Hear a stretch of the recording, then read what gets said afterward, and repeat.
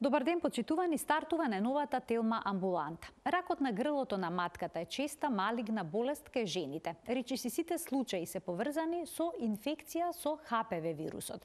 Во процесот на превенцијата и откривањето на болеста се користат два основни метода: ХПВ типизација и ПАП тест. На што се темелат резултатите добиени од овие тестови и што е подобро? Дали проблемот може да се спречи доколку навремено се воочи инфекцијата со ХПВ? На оваа тема денеска разговараме со професор доктор Горан Димитров, гинеколог акушер од Универзитетската клиника за гинекологија и акушерство, председател на Македонското здружение за цервикална патологија и колпоскопија и на Македонското лекарско друштво. Разговорот ќе го погледнете по рекламниот блок. Се гледаме набрзо во студиото на Телма.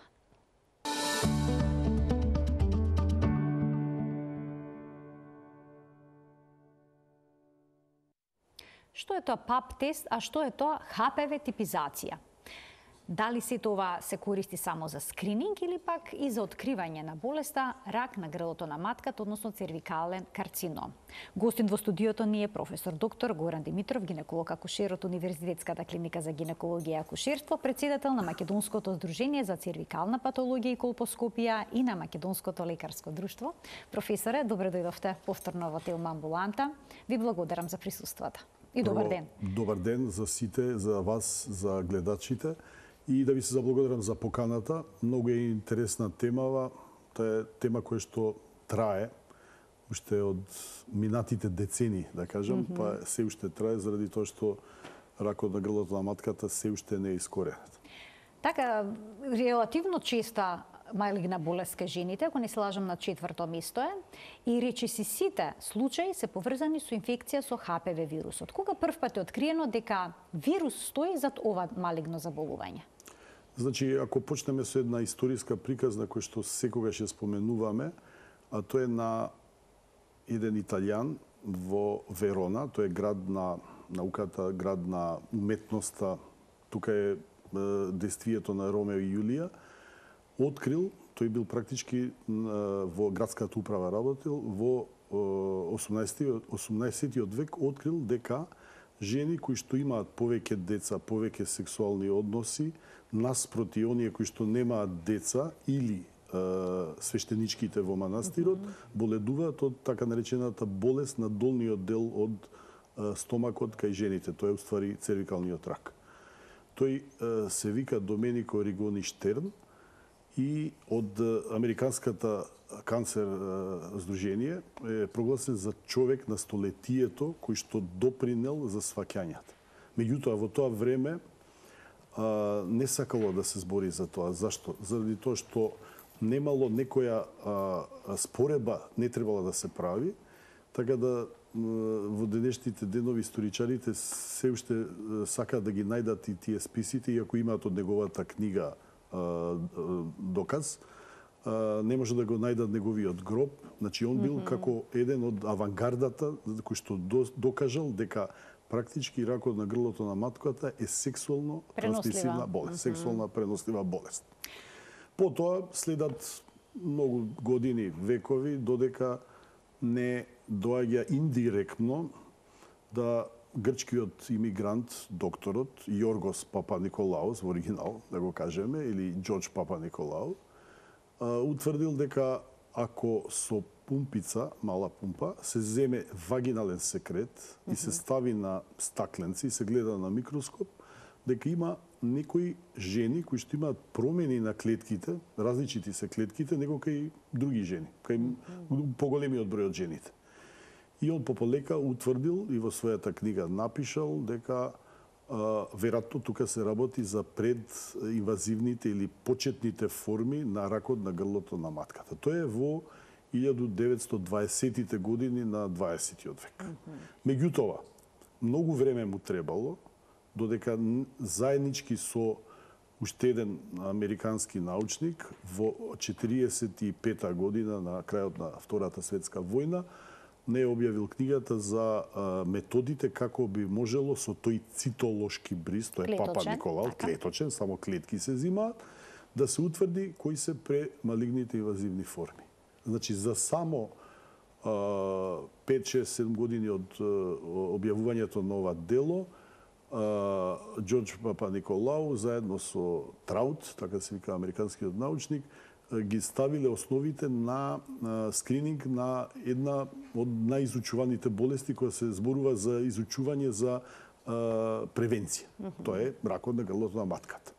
И веќе во почетокот на 50-тите години имаме во Америка, во САД, во нордиските земји, потоа пополека во Франција и во другите европски земји да се прават скрининзи со Папа Николау Брис, поред него наречен. За жал, он не добил Нобелова награда.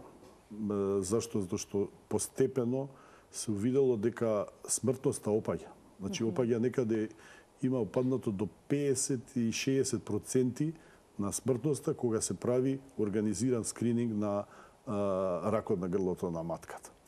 Он добил медал, национален медал за наука од председателот на САД во истата година кога починува една од најпознатите жртви, од најпозната жртва, затоа што се знаело, во јавноста многу се пишувала, на многу млади години, починува на 33 години сопругата на аргентинскиот председател Евита Перон. Веднаш 2 месеца после това, практички Ѓорѓ Папаниколау го добива националниот медал на САД за наука и се продолжува со тие скрининзи до 70-тите, 80-тите години, па и 90-тите години, еви дури секаде во некои земји се уште иде тој цитолошки скрининг и добро иде. Во нордиските земји се добила заради толку добрата изведба на скринингот и заради толку добрите ефективни методи кои што се употребуваат за скрининг, да падне смртноста и на 2-3 на инциденцата да падне на 2-3 случаева на 100.000 жени. Што значи дека скринингот е исклучително важен и доколку навремено се утврдат овие промени цитолошки, клеточни на грлото на матката, болеста може да се спречи, да се третира. Се третира и после тоа ефикасноста на третманот е некаде до 93-96%. Сега, овие промени на клеточно ниво ги предизвикува ХПВ вирусот. Всушност тоа не е еден вирус, тоа е цела група на вируси. Точно. Па кои вируси од таа група се значи, високо ризични? International Papilloma Virus Society, тоа е една јака интернационална организација, ги класифицира и се наново има повеќе и повеќе откриени, сега се некаде на 210-215, од кои за нас, да кажеме, гинеколозите, оториноларинголозите, кожните лекари, дерматовенеролозите се битни 35-6, кои што ја напаѓаат аногениталната регија. Сега, од тие 35-6, со текот на проучувањата, од кога е почнато со нивното типизирање, значи одредување на типовите, е одредено дека има 18 високоризични типови. Од тие 18 високоризични типови, во минатото едните ги делевме на high риск, кои што се со висок ризик, со среден ризик и со понизок ризик, меѓутоа се високоризични, а сега нема таква поделба, ги знаеме според процентуален ризик, кој колку дава опасност за развивање прво на преканцероза, а потоа и на рак на грлото. Меѓу првите 3-4 што предизвикуваат најголем вирус, кои ХПВ вируси? Значи првите се 16 и 18. Тие се всушност тие се практички онкогените. 70% од рак на грлото на матката во светските студии е докажано дека се тие. Докторе, само жените се заразуваат од овие вируси или пак тоа може да им се случи и на мажите? Со понатамошните проучувања докажано е дека ХПВ е предизвикател на многу болести, на многу реки. Покрај тоа што предизвикува на цервиксот, тоа е грлото на матката, предизвикува и на вагината, и на вулвата кај жената, на пенисот кај мажите, на кожа и кај двата пола, и исто така предизвикува така наречени ракови на глава и врат, како и други бенигни заболувања, дури и на белите дробови кај малите деца, што се вика, меѓутоа е ретка, рекурентна респираторна папиломатоза. Тоа значи дека бебето кога се раѓа минува низ родилниот канал? Каналите, точно, може да се зарази, Може да се зарази. иако е ретка таа болест, сепак во САД, пошто ние немаме многу евиденција за тоа, вика дека од сите породувања дека пролазни, значи не многу со големи симптоми, до 2 години развиваат дури до 20.000 деца новородени. До 2 години. До 2 години, значи од симптомите раѓањето. веднаш не им се исполува, не може да се Значи види. може да поминат и 2 години за вирусот да даде некаква промена, може да се јават кај бебињата, да речеме некои папиломи во на гркла, на сето тоа, значи сето тоа што се јавува. Папиломатозата се јавува на дишните патишта. А инаку овој вирус се пренесува само по сексуален пат? Постои друг начин да се Кога го зарази на со запрашале ХПВ? тоа еден од епидемиолозите, значи не е тој лекар кој што ги гледа во секој момент, значи настанатите промени, него е човек кој што води одлична статистика, рекол, јас би кажал дека 97% се пренесува по сексуален начин, а 3% по парасексуален начин. Сега, што е тоа парасексуално, некојаш и не може да се направи разлика, меѓутоа, кога опишуваат во учебниците, тие кажуваат дека тоа може да биде генитално, може да биде мануелно генитално, може да биде орално генитално, значи тука имаме опасности, голема опасност за мажите од орален секс, и исто така и за жените, и исто така може да се пренесе и од некои предмети, меѓутоа зависи кои типови.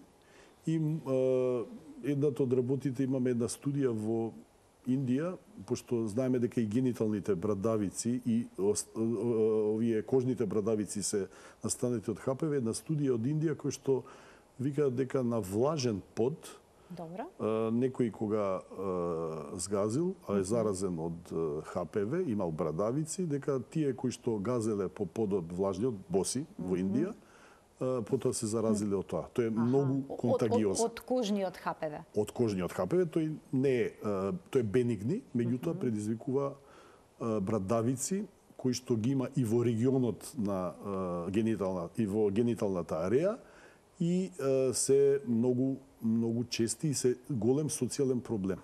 Значи, тие генитални брадавици не се исто што и брадавките кои се јавуваат на кожата, да речеме, околу вратот? Тие се по генезата исти, меѓутоа се од различити типови предизвикани. Да, и ги викаме кожни, ги викаме плантарни, зависи дали се на нога, на рака и така. Например, доста често е во различите школи за деца во источните земји, кога од масата каде што пишуваат се заразуваат на кожата. Тоа се веќе во домен на дерматовенерологијата.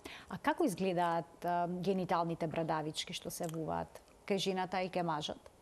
Тие изгледаат како еден вид на, да кажам, на мали карфиолести израстоци и ги викаме оштри кондиломи, за разлика од равните кондиломи кои што исто така се предизвикани од ХПВ и исто може да се јават на внатрешната слузница, кај на вагината, на грлото на матката и така натаму. Значи има различити морфолошки облици. Професоре, споминавте дека главно преку сексуален пат се пренесуваат овие вируси. На каков начин може да се заштитат партнерите кои што учествуваат во сексуалниот однос за да не развијат вакви проблеми? Дали кондомот е утврдена и потврдена заштита? Во советувањето, секогаш кога зборуваме, знаеме дека нема ништо во биологијата, во медицината, што е 100%. Меѓутоа, кондомот го препорачуваме, затоа што тоа е бариерна заштита. Какава заштита? Статистичарите кажуваат дека некаде 70 до 75%. Што значи тоа? Како да го објаснам? 100 сексуални односи на заразен маж или заразена жена, кој што ќе дојде до пренос. Значи, во 75% од случаевите ќе има заштита, нема да се пренесат, меѓутоа 25% ќе си пренесат иако носи партнерот кондом.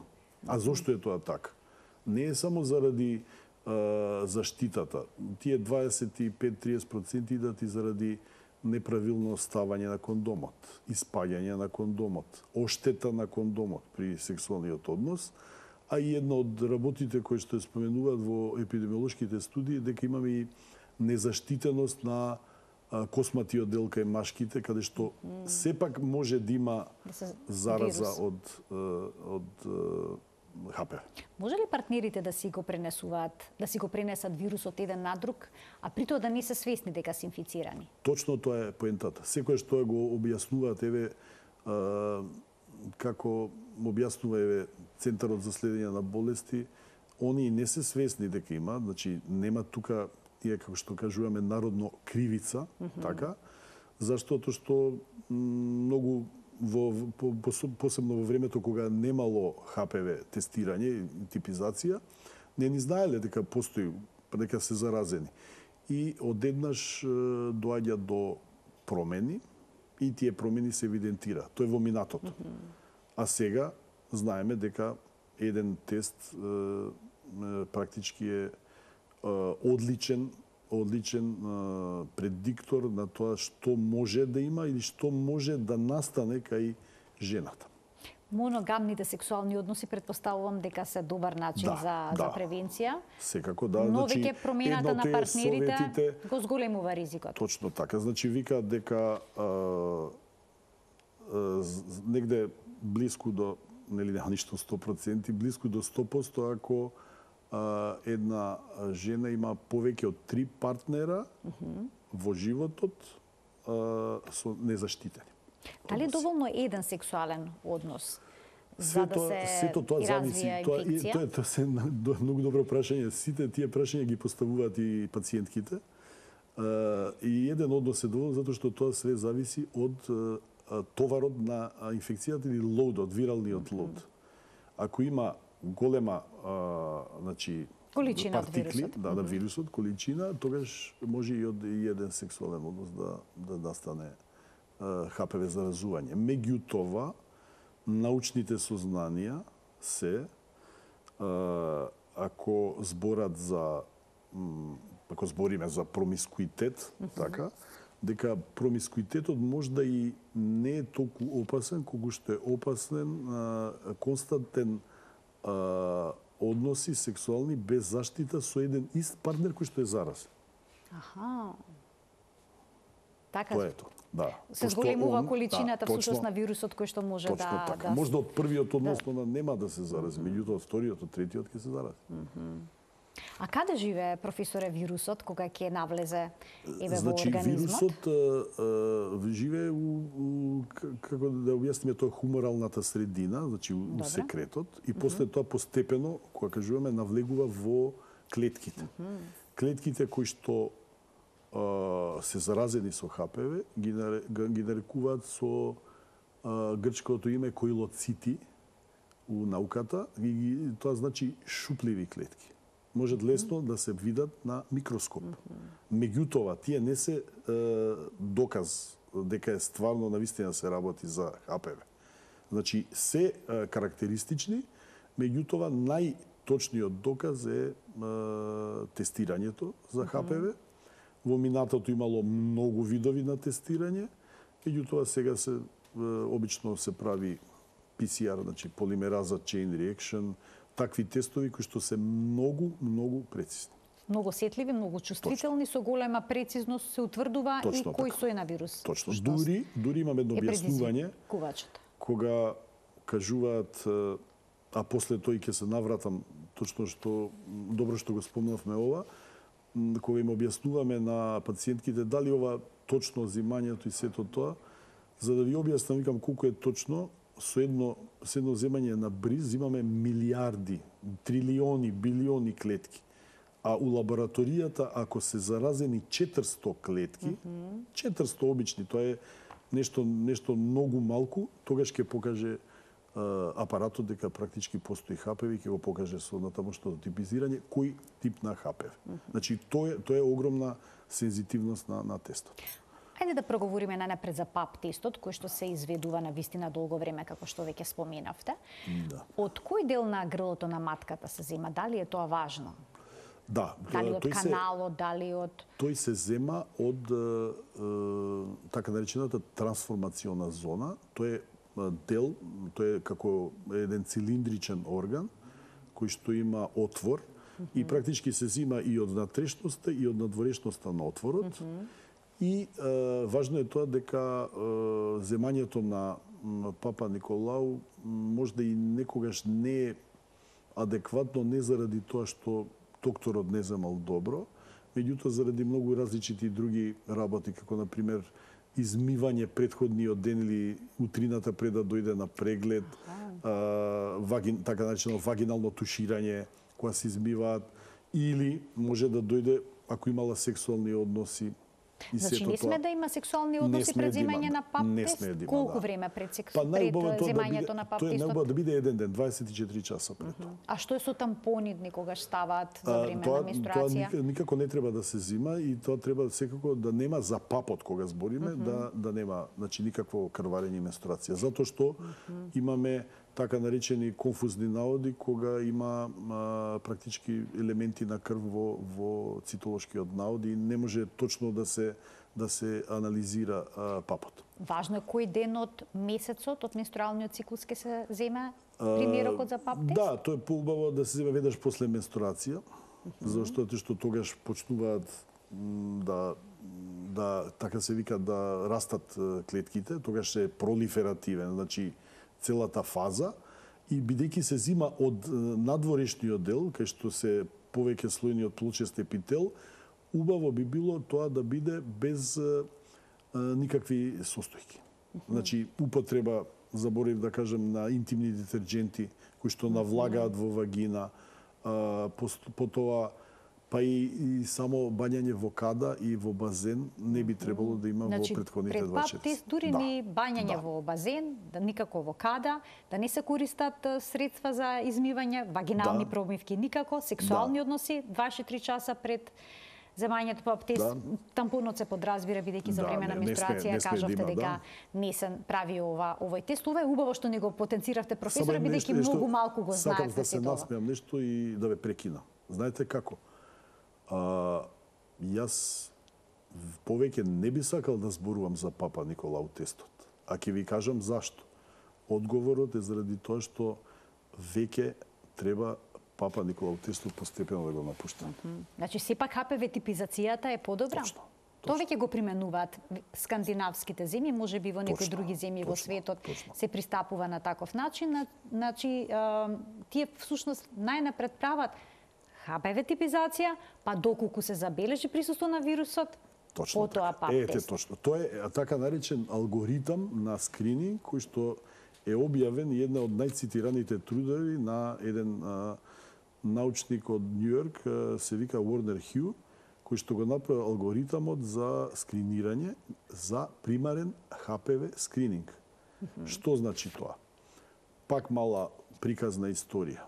Со текот на времето, да, многу голем бил успехот на папот во намалување на инциденцата на ракот на грлото на матката. Меѓутоа, и самите цитолози кои што го прават тоа папот, виделе дека тој полека од триумф преоѓа во трагедија.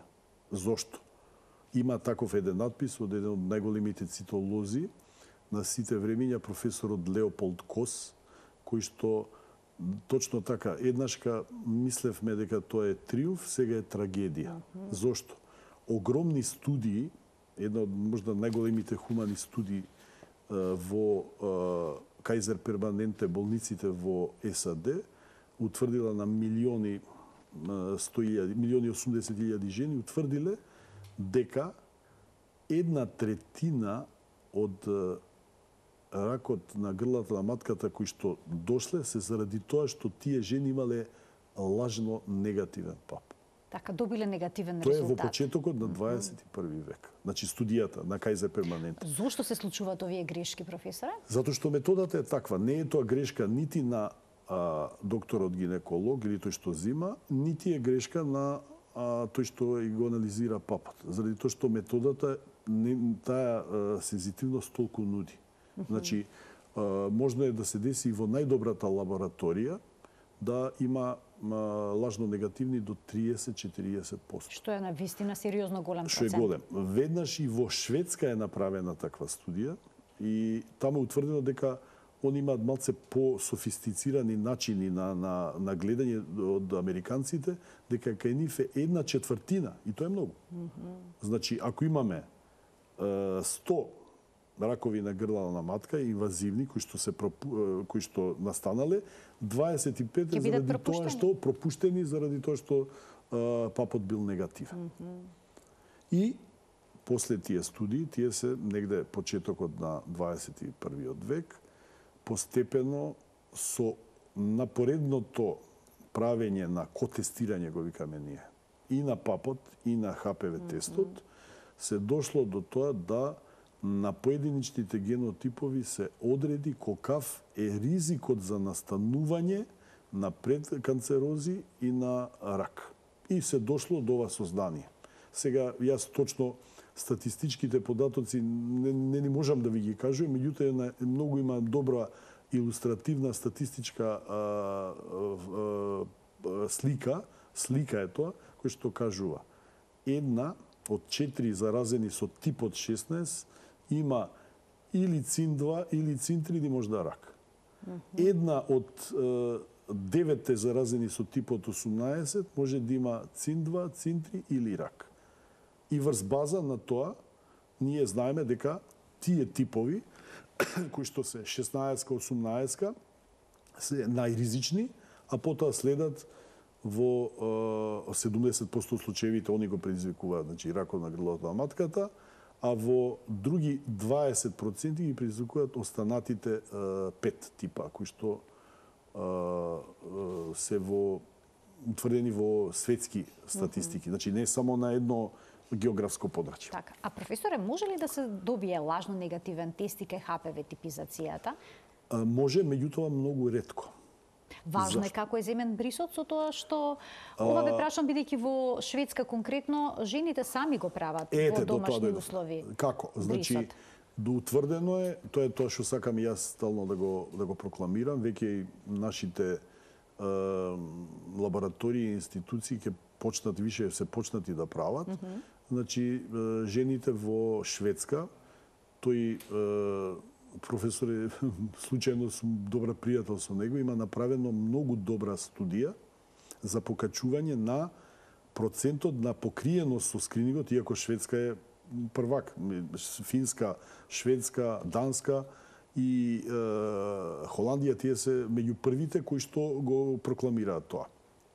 Он направи студија пред короната, во која што им остава китови, тоа е како една мала кесичка во која што има четкичка, и им кажува на жените, можете подигнете од самопослуга, од апотека, од било кој од тие местата, земете си сами бриз во тоалетот, во автомобилот, во домашни услови. Каде било? Било каде и оставете го со вашите податоци у затворен плик за да има заштита на податоците. И кога ќе биде тоа сето тоа оставено, во рок од неколку дена се зима, се анализира и они биваат обавестени на нивните броеви дека имаат високоризичен тип. И што се прави понатаму ако добијат таков резултат? Ако добијат, ги повикуваат во медицинските центри или болници на така наречен копоскопски преглед и евалуација дали треба да се направи биопсија и ендоцервикална киретажа. А во 90% кај тие што имаат тип 16 и 18, во западниве земји се прави биопсија и ендоцервикална киретажа за да се докаже дали има настанато некоја промена од овие типови. Сметате дека овој концепт е добро да се примени кај нас? Точно, ние го промовираме, веќе го кажуваме и зашто скапа е оваа метода? ХПВ типизација за сите жени? Не само што не збориме за пари, еве зашто, затоа што еден од најголемите епидемиолози за оваа работа, тој е белгијанецот професорот Марк Арбин, им кажал една многу добра изјава на сите кои што коментираат дали да биде ХПВ тест или да биде Папа Николау тест.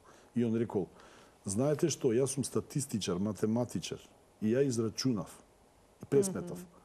И они викаат што? 2 ХПВ теста се поевтини од еден Папа Николау тест. Во ствари не е така. Меѓутоа, пропуштените жени со ПАП тестот многу ги отплатуваат тие 1 или 2 ХПВ теста што ќе се направат. Тоа е малце саркастично кажано. Зошто? Заради тоа што нормално ХПВ тестот е за неколку пати поскап. Меѓутоа е нешто што е задолжително да се уведе. Зашто? Затоа што неразвиените земји не можат да ги прават ПАП тестовите на стакленца, па потоа да се бојат и да се прават. Многу е полесно на една заедница во некоја афричка земја да се отиде мобилно возило, како што имаме ние во соработка со UNFPA, со Организацијата на Обединетите нации, кои што ни поклонија 2 амбулантни возила, во некој крај кај што има жени кои што никогаш не биле на Немаат пристап до гинеколог. Да, и на нив се зимаат брисевите, ако има некој кој што не сака, практички се објаснува и се дава китот, сами земете си, оставете го тука и ние ќе го несеме на анализа. И професорот Страндер кажал една многу добра работа. Многу добра порака. Ја често ја покажувам таа слика, пишувам дека е позајмена од него, нели тоа со дозвола. Има слика на жена во тоалет која што со маскара, со четкицата, што е слична како четкицата за зимање на ХПВ тестот, си ги поправа трепките, а има жена која што дадено е така, нели, символично, кое што со мало четкиче меѓу нозете на влезот во вецето зима ХПВ тест. И он доле неговата порака е земањето на ХПВ тест е многу полесно него да вие да си ја направите вашата маскара. Така да тоа е пораката за едноставен тест кој што може да спаси многу животи. Точно. И он самите, века и швеѓанките, он го подигнал покриеноста на скринингот за 18% у земја која што е, како да кажам, напредна, во кој што сваќањата се напредни. Значи, за цела 1/5 повеќе имало земени... Фидбек, така? Фидбек на програмата која што е направил. Да, ова е концепт кој што би било добро да се спроведе кај нас. Ќе ги од овој момент ќе им овозможиме на гледачите да постават прашања во денешната Телма амбуланта, но не директно во програма, во интерес на времето за да можеме што повеќе прашања да поставиме. Тие ќе може да постават прашања на нашата страница на Facebook Телма амбуланта _0+ месеци на телевизија Телма. Ги очекуваме, а потоа професорот ќе даде одговори на нив. Професоре, дали овој тест за типизација на ХПВ е наменет само за жените или пак постои таков тест и за мажи? Истиот тест се прави и кај мажи, меѓутоа кај мажи е непотребно, нема никаков кост-бенефит прво, значи зошто? Заради тоа што клиренсот, исчистувањето од инфекцијата кај мажот е многу брз. А побрз оди? Точно, значи маж се чисти од инфекцијата во колку и употребува било какви средства. За 45 до 60 дена може да дојде до максимум, значи до 100% клиренс. Тука е многу битна, кажувам и сите се чудат, кога ќе го кажам тоа на предавања, водата. И сите се чудат зошто водата. Затоа што кога правиме паралела, каде е чест ракот на пенисот, секогаш кажуваме дека ракот на пенисот е чест во сувите предливи во пустините. Зошто? Што тамо немаат машките ни вода за измивање од настанатата инфекција со ХП. Значи доволно со вода убаво да се измие. И туширање ние даваме препораки со повидон јод да биде во текот на 1 до 2 месеца, 45 до 60 дена, после секое туширање со растворот на повидон јод. А доколку кај жена се открие дека таа е инфицирана со ХПВ вирус, но нема се уште никакви промени, што може да направи? Има ли некакви премивки, некакви средства со кои што може да се спречи развој на инфекција? Многу ефикасни средства, како што проаѓа времето, се повеќе и повеќе се употребуваат, меѓутоа тие се да кажам, треба доста временски да се употребуваат. Имаме препарати на база на одредени растенија. Растенијата се со FDA approval, значи одобрени од Бирото за храна и лекови на Америка, значи се проверени во нивното дејство и тие се ставаат вагинално со неколку растенија. Потоа имаме имуномодулатори кои што се пијат, значи орално се зимаат. И имаме една листа на нашиот сајт на Сдруженијето за ХПВ, може кој што сака да погледне, тоа е hpvsm.org.mk, кој што е листа кој што е конгломерат на многу студии кои што дале што се тие работи кои што треба да се прават и да се зимаат при аногенитална инфекција со ХПВ. И тука спаѓаат витамини А, С, цинк, селен. Многу роборантни средства што го појачуваат имунитетот. Треба да се јаде повеќе од 100 грама зеленчук и овошје и некаде околу 200 грама моркови на ден, затоа што има многу витамин Д унутра. Потоа има различити работи кои што ги препорачуваме и за животниот стил. А тоа е како? Добар сон, движење. Така, меѓутоа и секс со кондом.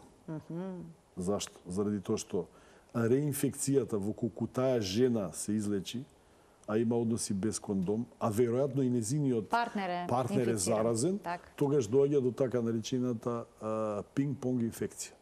Постојано ќе се враќа инфекцијата. Значи, едниот од партнерите, можда машкото ќе се излечи, меѓутоа ќе го зарази она. После она можда ќе се излечи, меѓутоа после некој сексуален однос ќе дојде до зараза кај нејзе.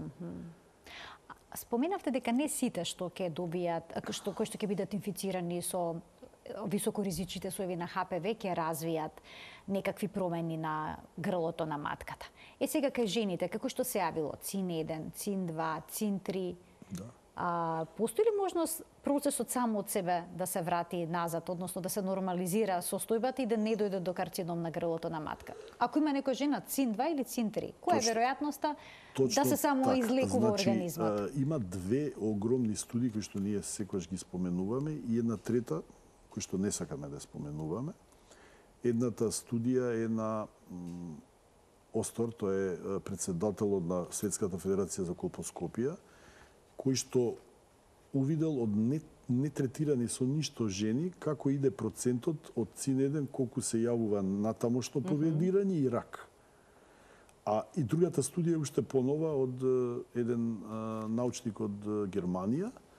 Меѓутоа имаме и една новозеландска студија која што е после тоа осудена од страна на комитетите етички на Светската федерација, кој што научник, не знаејќи, ги оставал намерно жените да не ги третира, тоа било у времето на незнаењето, дека практички ХПВ-то и дисплазиите прогредираат, и увидено е дека колку е поголем степенот на ЦИН, тогаш поголем процент на лези преоѓаат во рак.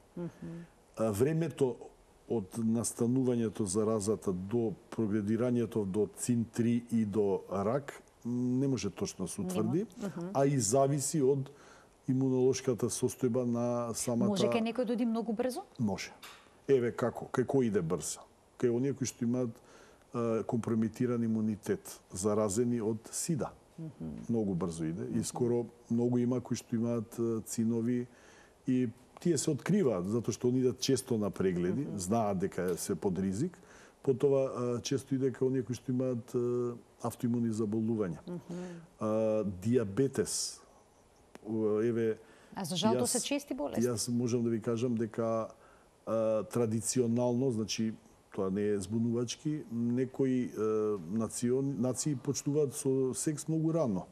Така да имам конизација направено на 14 годишно девојче, кое што им е верено, значи тоа е нормално за тие нации, кое што има добиено ЦИН-3, меѓутоа она има јувенилен диабет. Аха.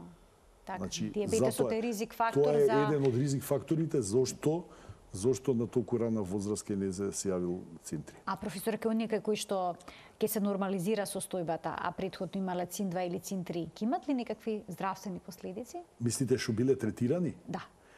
Тоа е голема дебата негде од почетоков од 2006 година.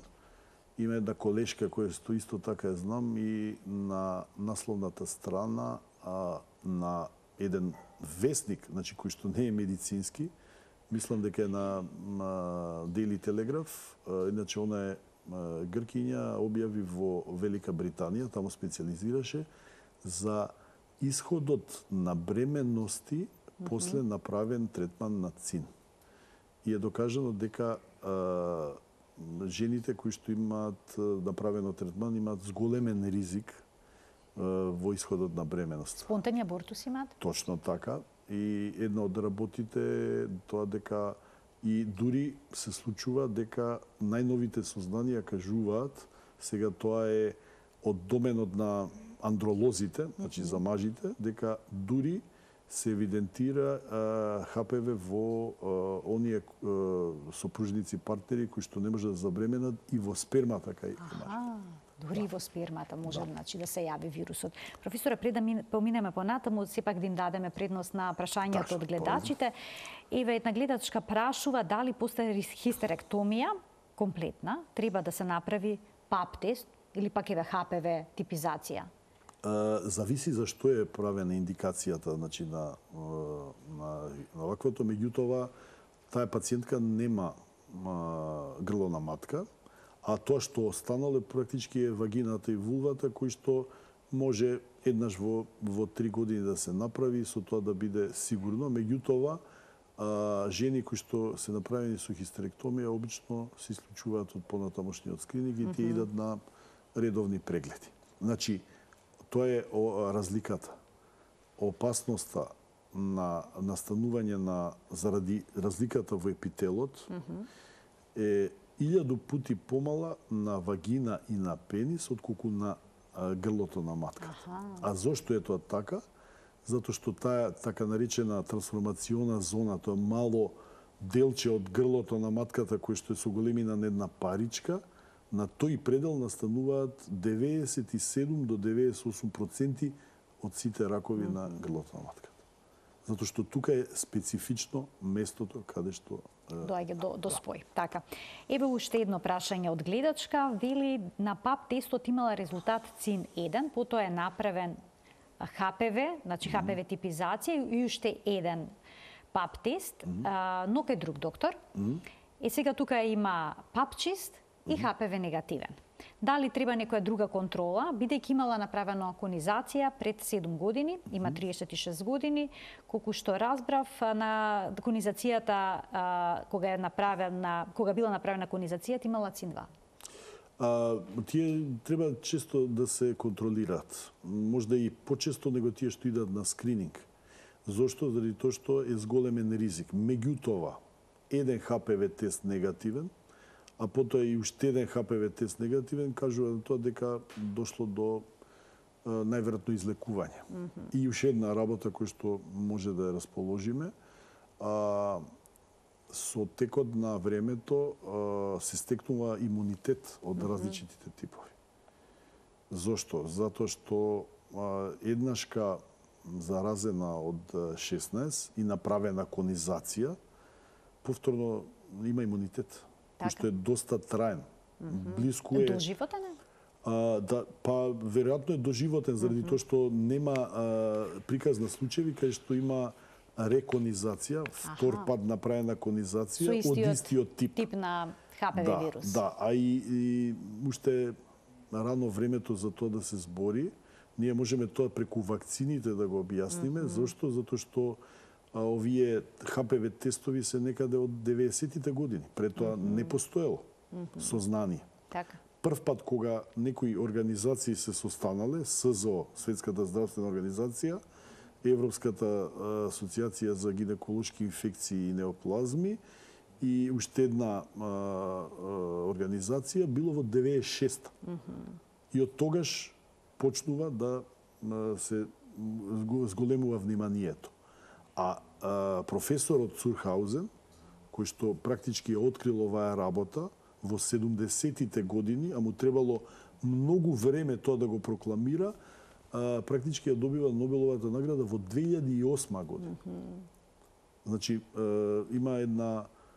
Сум имал прилика да го сретнам него, тој е еден од, за жал, почина во мај оваа година, еден од најблагородните луѓе, го вика научници, заштото што дури и тие пари кои што му биле дадени од наградата ги поклонил на Институтот за изучување на рак.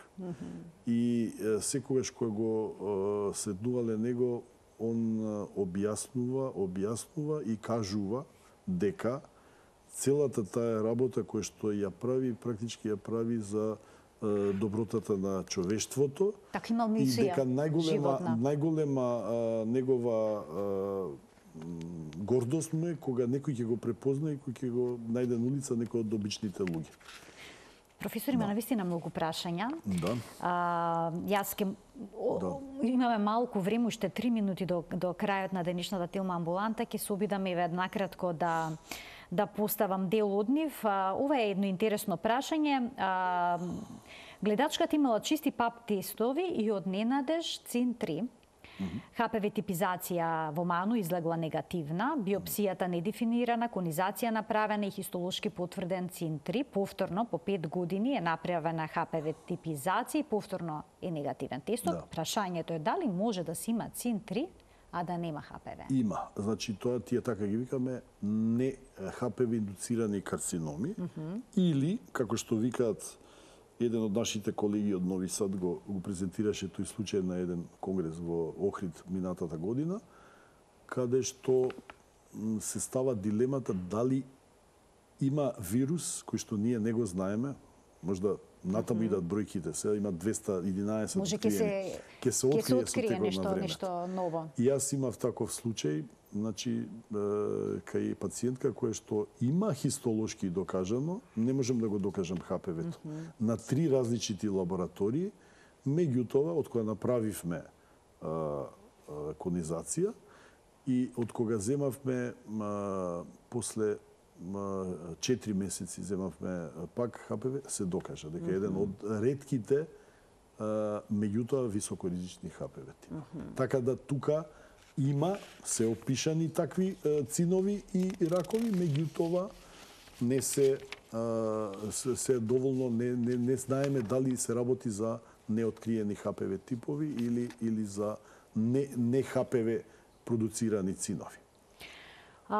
За вакциниве малце да кажам. Да, за вакцините, гледам има многу прашања, сепак дел од нив еве по емисијата ќе ве замолам да одговорите па да пратиме одговор, а сега сакав да ве прашам, токму тоа беше го барав прашањето со вакцината, бидејќи сакав да ги прочитам типовите од кои што штити, дали 9-валентната вакцина е веќе присутна кај нас? Јас мислам дека ми кажа дека типовите 16, 18 добив некој ми кажа дека во министерството дека се набавени 9-валентни вакцини. До сега имаше 4-валентна. Да.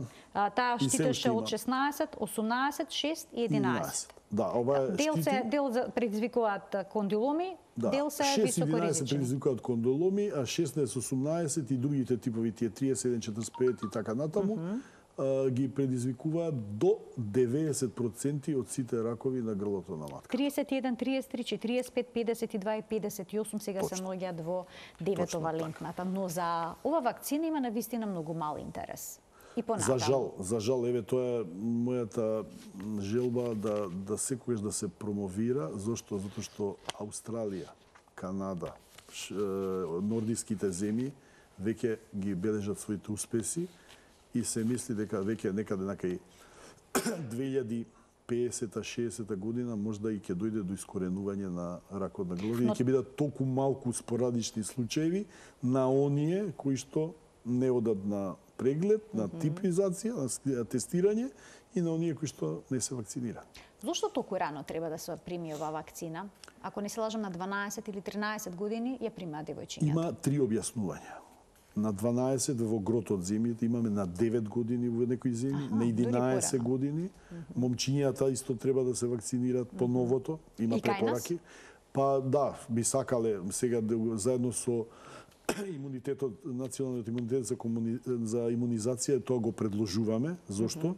Затоа што така се ствара едно стадо на имунизирани луѓе, мажи и жени, кои што не можат да го пренесуваат вирусот, затоа што не можат да го добијат. Така. И што е работата? Работата е дека три објаснувања има од научната фела, дека прво, на млади години имунолошкиот систем подобро има време да го прими, практички да го направи имунолошкиот одговор на оваа инфекција. Тоа е едниот одговор. Вториот одговор е многу раниот почеток на сексуални односи кај некои групи на луѓе. Така, тоа е кај нив традиција, обичај, нормално е кај нив. Така. И третото е подобро е кога тие се организирани, децата се во некои школи, да се направи системски, како што е кај нас имаме и влезене во календарот за имунизација од 2009 година, да тие бидат вакцинирани, отколку да бидат препуштени на тоа да дојдат во времето кога ќе настане кој тархата, значи ќе имаат прв сексуален однос и ќе се заразат од ХПВ. Само накратко, дали можат и возрастни жени да ја примаат оваа вакцина? Да, значи она е најкрајната препорака од FDA, ние од таму ги изјаме и од интернационалните организации, дека и мажи и жени може да се вакцинираат до навршувањето на 45-та година. Колкава е ефикасност и колку време по примањето на вакцината, всушност, оние што ја примиле вакцината ќе бидат заштитени? Колку време трае заштитата? Ефикасноста е огромна, значи е некаде над 95% за одредени работи и дека до сега нема пробиен случај да ако имаме вакцинирано со квадривалентната, значи со 16 и 18 или со 9-валентната, да имаме предизвикано цин или инвазивен рак кој што е од вакциналните типови. Значи, имунитетот е многу трае. Добро. Првите студии се започнати од 1999 пред да е одобрат, нели мора студија. А еве веќе сме 2024 година и на тие кои што се вакцинирани се уште им трае имунитетот и дури се мисли дека нема да треба од бустер доза, значи од доза на вакцина за појачување на имунитет. Професоре, за вакцините ќе направиме уште една цела емисија за вакцините против ХПВ. Ви благодарам многу за вашето денешно гостување во Тилм амбуланта, за бројните прашања што ни ги одговоривте и што ја разрешивте дилемата, што е подобро, ПАП тест или ХПВ типизација. Дефинитивно треба ХПВ тест да се воведе насекаде, тоа и се и целите на Светската здравствена организација.